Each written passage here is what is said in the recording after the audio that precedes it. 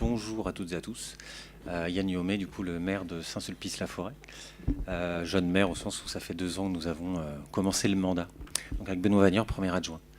Ouais, non, c'est ça. Peut-être pour redonner Saint-Sulpice-la-Forêt. Alors, Saint-Sulpice-la-Forêt, c'est une petite commune de 2500 habitants qui est en fait au-dessus de Rennes. Donc on est dans la métropole rennaise, donc dans Rennes Métropole, en Bretagne, évidemment. Tu peux me donner la version papier qui est dans mon sac? Ça m'aiderait de me tordre. On se cale techniquement, on n'est pas des professionnels de la présentation. Oui, le plus simple, c'est de venir là. Non, mais j'ai la version papier, ça va marcher. Non, Ouais. mais... Non, là, ce sera bien.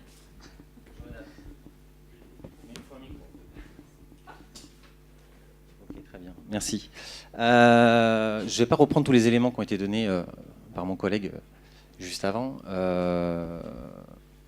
1500, une commune de 1500 habitants, forcément, on n'a pas de moyens suffisants pour avoir des agents. On est sur une zone, même si on est dans les métropoles, on est à la petite commune de la métropole rennaise, commune la plus au nord de la métropole. Et comme tout à chacun, dans une situation financière tendue au regard de la baisse des dotations d'État, mais également liée à, je dirais, un manque d'expérience dans la gestion énergétique des fluides de nos bâtiments, avec une facture énergétique en forte augmentation et une petite aparté. Avec les factures, en fait, on fait un pilotage à partir des factures, c'est-à-dire à 12 ou 18 mois après réalisation. Et quand nous sommes arrivés, nous avons eu la joie de voir que nous avions une consommation sur la salle polyvalente de l'équivalent de 26 piscines. Nous avions une fuite, mais on a juste mis 12 mois à s'en rendre compte. Donc à Saint-Sulpice, il y a des belles piscines potentiellement. Et une nouvelle équipe municipale qui avait clairement dans ses engagements le respect de l'environnement et une forte volonté de travailler avec la collectivité locale, c'est-à-dire avec la métropole, du fait d'une histoire antérieure où notre commune travaillait peu, en tout cas avec l'aire métropolitaine. Un des premiers éléments de l'engagement politique de l'équipe, il a été d'être signataire de la Convention des maires. Un certain nombre de communes de la métropole rennaise étaient signataires de la Convention des maires, au sens où c'est la métropole qui portait ce dossier-là auprès de l'Europe. Et en même temps, il n'y avait pas d'engagement politique de la commune sur ce sujet. Donc on a signé la Convention des maires. Et la question derrière, c'est de se dire comment on y répond. On doit faire 20% d'économie d'énergie, production, gaz à effet de serre et autres. Et donc, comment fait-on pour apporter une réponse rapide à cet engagement? Peut-être pour dire pourquoi le projet de Smart Saint-Sulpice, ce qu'on l'a appelé comme ça, on va vous le présenter dans le détail. D'abord, une équipe d'élus. Donc, on est une équipe de jeunes élus. Bon, j'ai moins de 40 ans et on est plusieurs dans l'équipe à moins de 40 ans. On est tous actifs. Et avec des compétences assez pluridisciplinaires. Vous le voyez là un peu dans la présentation, c'est-à-dire qu'on a autant des personnes qui étaient liées effectivement à la question du numérique, de l'informatique, des télécoms, mais aussi, moi qui n'étais pas du tout ma tasse de thé, je suis directeur associatif en développement local et social, et donc du coup, la Smart City, encore 2 ans, je ne savais pas que ça existait. Une particularité peut-être, parce que c'est un indicateur intéressant au regard de l'acceptabilité du projet par la population, c'est qu'on a beaucoup de cadres, et entre autres des cadres qui travaillent sur Cesson-Sévigné et sur Rennes, dans les télécoms. Donc quand on parle Smart City à Saint-Sulpice-la-Forêt, on va dire qu'une partie de la population est plutôt acculturée à la question, et donc on n'a pas un levier de bouclier comme on pourrait peut-être avoir dans d'autres endroits. Bon, après, comme tous les maires, on a le conseil d'école avec les parents d'élèves qui, eux, par contre, posent beaucoup de questions, mais c'est légitime. Et 97% des foyers connectés, c'est vrai que la question de l'accès au numérique, moins de haut débit sur la commune est encore plutôt pas mal desservie. On l'a mis à droite, Rennes Métropole, c'est aussi la French Tech, donc on a aussi un vivier clairement de start-up, d'entreprises qui travaillent sur le sujet. Et vous allez voir par la suite, on s'est beaucoup appuyé sur ce vivier-là pour pouvoir mettre en place le projet. Donc n'ayant pas les compétences en interne, parce qu'on n'a pas les moyens d'avoir des gens, des cadres sur l'ensemble des projets qu'on voudrait développer, du coup on a utilisé la richesse du territoire et la proximité du territoire. C'est vrai que Saint-Sulpice-Rennes, c'est 10 minutes en voiture, c'est 15 km. Donc c'est plus facile pour aller voir des entreprises qui travaillent sur le sujet. Et également, parce qu'il faut le dire comme c'est, et c'est peut-être pour ça qu'on est là aujourd'hui, c'est un sujet d'actualité, c'est en l'air du temps. Donc quand une petite commune de 1500 habitants commence à vouloir être une smart city, bah, du coup, on a un regard plutôt particulier qui est posé sur nous. Donc, comme diraient certains, on surfe aussi sur la vague.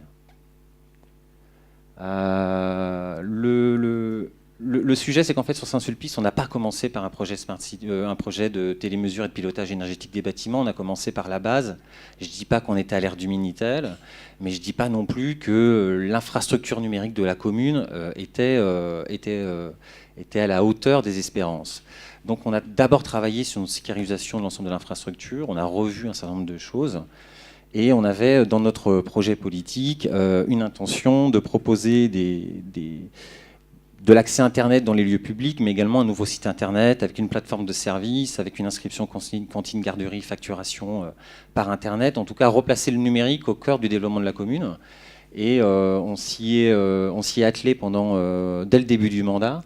Et une des premières réalisations, c'était la mise en place du nouveau site de la commune, dans lequel on intégrait un certain nombre de services à la personne, mais qui nous permettait aussi d'avoir un système de pilotage avec un cloud pour l'ensemble des infrastructures numériques de la commune. Comme plein de petites communes, comme nous avions au passage, chaque fois que ça ne marchait pas à un côté, il y avait un élu qui prenait sa voiture, qui allait au bâtiment, qui débranchait, qui rebranchait, et puis on faisait ça assez souvent. Donc au bout d'un an, on avait marre de faire des allers-retours dans tous les bâtiments communaux parce qu'on nous disait que ça ne marchait pas. Et aujourd'hui, avec ce système-là, quand on nous appelle pour dire que ça ne marche pas, nous on leur dit, écoutez, ça marche. Donc après, je ne sais pas comment vous en sortez, éteignez l'ordinateur, allumez l'ordinateur, mais en tout cas, normalement, vous avez du haut débit qui arrive dans l'école ou dans la salle des sports ou autre. Et je pense que c'était une bonne base de départ, parce que du coup, il y a eu aussi tout un travail de présentation à l'équipe municipale. Et par rapport à la Smart City, une des bases du projet, c'est aussi de la formation des élus sur cette question-là. On avait une nécessité, au regard de la pluridisciplinarité des personnes, de l'équipe. Certains étaient très au fait, et d'autres, au contraire, étaient complètement novices en la matière. Donc il a fallu mettre en place un système de mise à niveau de l'ensemble des élus pour aussi appréhender le sujet.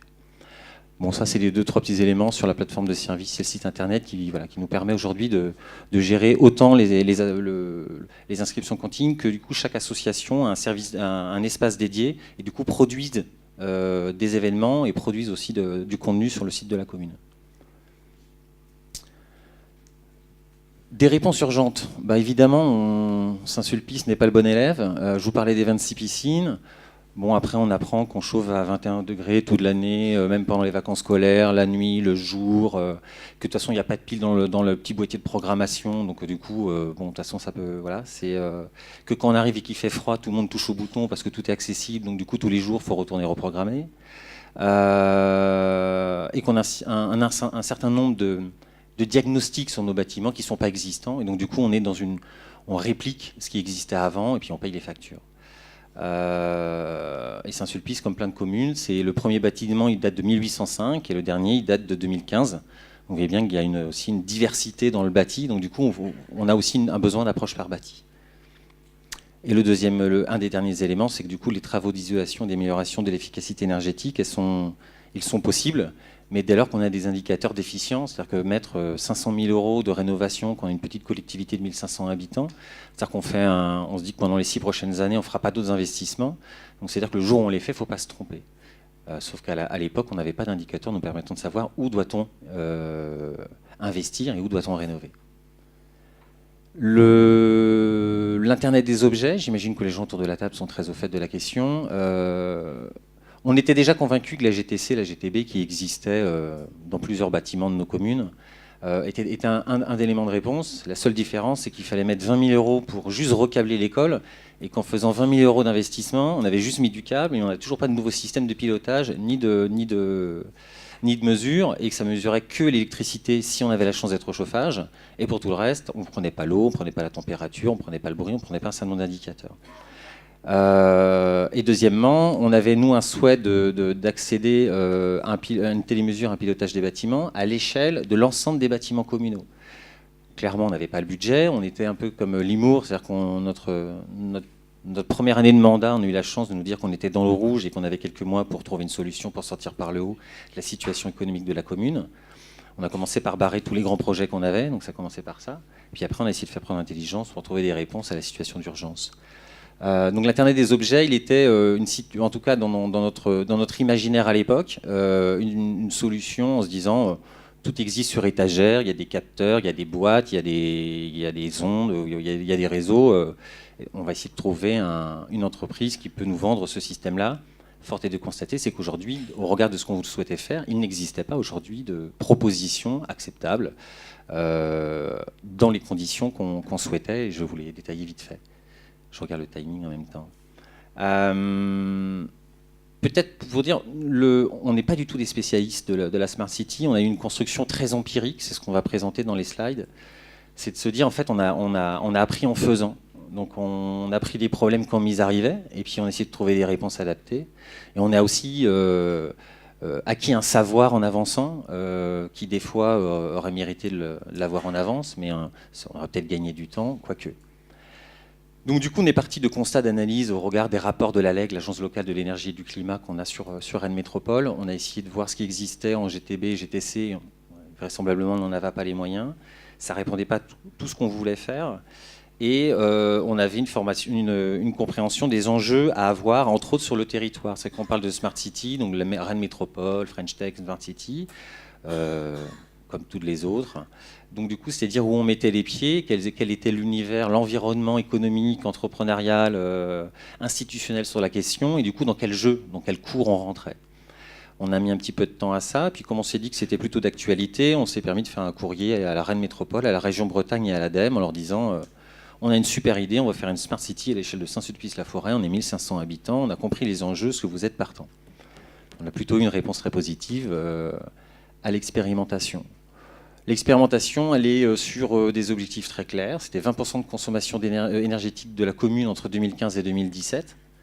On était sur équiper 6 bâtiments, sur un pilotage des équipements par la suite pour pouvoir faire une optimisation du chauffage, et en même temps associer les habitants et les usagers pour leur donner des indicateurs, parce qu'il y a une dimension comportementale qui est importante dans le projet.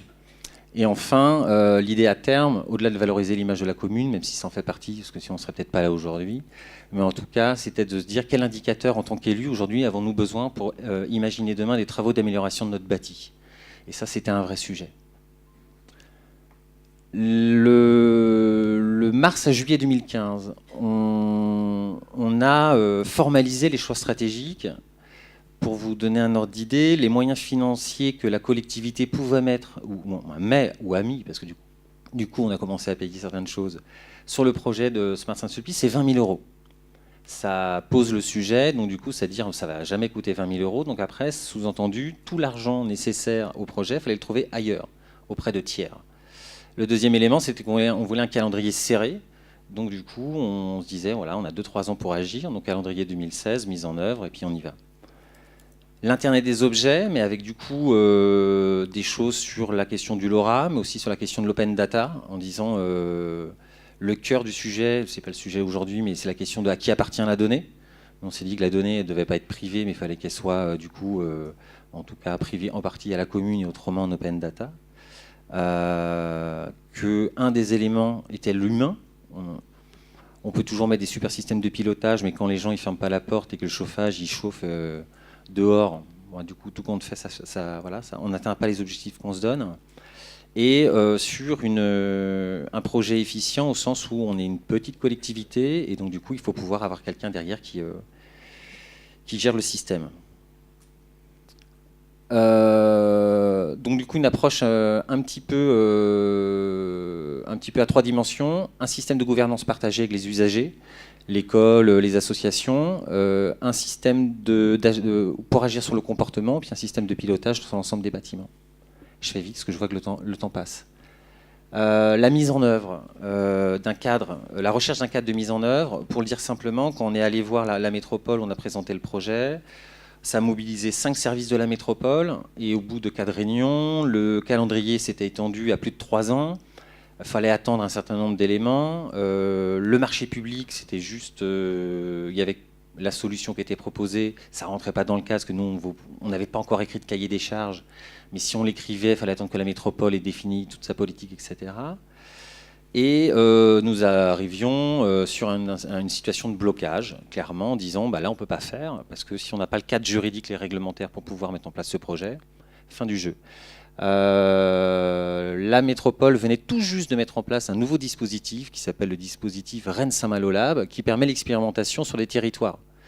Donc du coup, on a été les précurseurs d'une expérimentation de Smart City dans un système de financement et de dispositifs qui était lui aussi expérimental, avec du coup une première réunion où les gens qui évaluaient le projet, c'était leur première réunion, comme nous, c'était notre première réunion.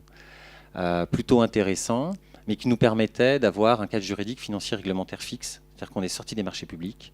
Et aujourd'hui, c'est deux entreprises, une start-up et une entreprise, qui viennent sur le territoire de Saint-Sulpice pour pouvoir expérimenter une application qui elle-même est co-définie avec l'ensemble des acteurs. Le dispositif, c'est Rennes Atalante, c'est le dispositif qui porte le dispositif de Rennes Métropole, la mairie de Saint-Sulpice, Alcante et Wikislab. Donc Alcante, c'est une entreprise et Wikislab, c'est une start-up qui travaille tous les deux sur la question des données, l'Internet des objets et autres. Et Rennes Métropole, un outil collaboratif, c'est-à-dire que vous voyez à droite, il y a une petite image sur le cahier des charges, il fait une trentaine de pages, il a été écrit, on était 11 collaborateurs des services de Rennes Métropole, de Alcante, de Wikislab. Ce qu'on a voulu, c'est proposer en fait des outils collaboratifs pour que du coup ce projet-là, il ne soit pas le fruit d'une entreprise ou des élus, mais qu'il soit le fruit de réflexions communes, avec un enjeu derrière de réplicabilité à l'échelle de la métropole ou ailleurs. Donc ça sous-entendait que du coup, ce qu'on écrive puisse servir par la suite. Et des principes de gouvernance, qui étaient un des éléments fondamentaux, qui était de dire il y a une culture d'innovation, c'est le principe. Se laisser le droit à l'erreur, il est inscrit dans la convention que nous ne pourrons pas avoir de recours envers les entreprises si l'expérimentation n'atteint pas ses objectifs. Il y avait l'idée d'avoir une approche transdisciplinaire, donc comment on travaille avec l'ensemble des entreprises, mais aussi des services de la métropole pour pouvoir partager les compétences. Et d'avoir des arbitrages communs donc dans la démarche de co-création. C'est-à-dire que comment on fait pour que du coup certains arbitrages, ce ne soit pas que les élus, mais aussi l'ensemble des personnes autour de la table. Et une construction, une connaissance qui se construit dans le temps. Donc il y a des questions qui se soulèvent au fur et à mesure et sur lesquelles on essaye d'avoir. Donc là, vous avez un peu l'ensemble des partenaires avec l'ALEC et l'ADEME. J'ai fini là sur la synthèse pour vous dire juste que d'abord une volonté politique, une construction empirique qui est peut-être un des enjeux en disant une construction Lego, c'est de se dire qu'on n'attendait pas une solution miracle, mais par contre une solution adaptée où l'innovation c'est l'usage. Et pour être au plus proche de l'usage, il faut pouvoir travailler ensemble avec l'ensemble des acteurs pour trouver des réponses les plus pertinentes et les plus singulières à la réalité du territoire et à la réalité de nos bâtiments et nos équipes. Et enfin, un dispositif d'expérimentation qui permet de faire ensemble. On est convaincu aujourd'hui, après plusieurs mois de travail ou d'années de travail sur ce projet-là, que du coup tout seul on n'y arriverait pas et que à travailler à plusieurs avec des indicateurs clairs et des objectifs clairs, on peut y arriver. Et je passe la main à Benoît Wagneur qui vous présente rapidement les éléments de mise en œuvre concrets. Merci Yann. Donc très rapidement, l'architecture qu'on déploie. Qu'est-ce que vous voulez ? Ah.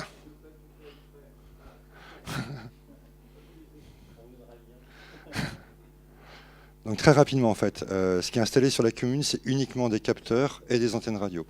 Tout le reste de l'application, c'est un service cloud qui est hébergé dans le nuage. On va décrire après plus précisément comment ça marche, mais en gros ça se passe comme ça.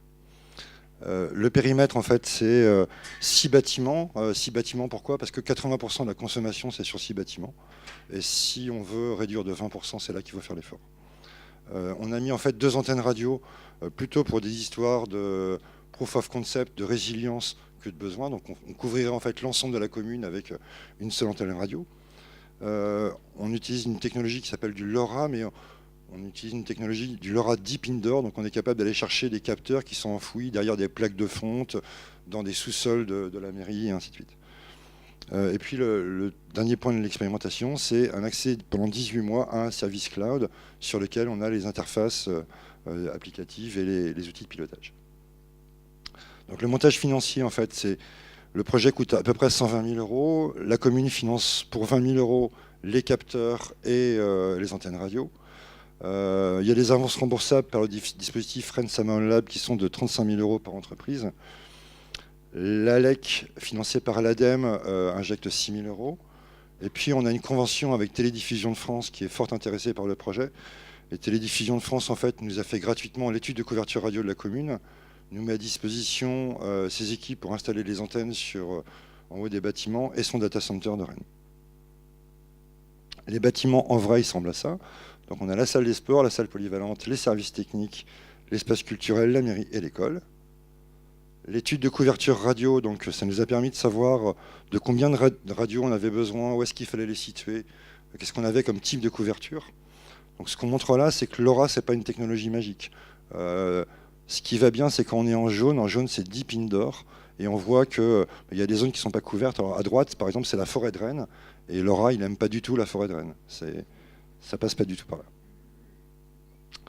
Donc ensuite, on a déployé les antennes. Donc ça, c'est une phase qui est très simple à faire, mais contraignante parce qu'il faut des grues, il faut du personnel qualifié pour les faire. L'antenne est toute petite, ça fait 12 cm, et cette antenne-là couvre l'ensemble de la commune.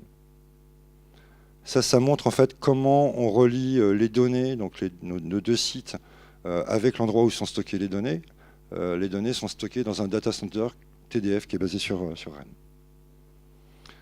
Une fois qu'on a fait ça, on peut mettre plein de capteurs sur le réseau. Donc nous, on focalise sur l'énergie, l'eau, les fluides pour les bâtiments publics, mais on pourrait faire à peu près n'importe quoi. Donc là, c'est tous les capteurs qui sont compatibles avec les solutions qu'on déploie. Donc il y a du tout et du n'importe quoi. Il y a des capteurs de bruit, par exemple, on va mettre des capteurs de bruit à la cantine ou dans certaines salles pour les enfants. Enfin, il y a de quoi faire.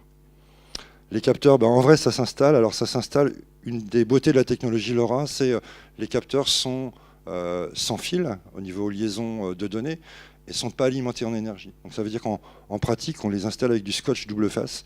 Là, les capteurs d'énergie, c'est vraiment ça. On a un fil qui va reprendre les données du compteur et du scotch double face pour faire tenir le capteur.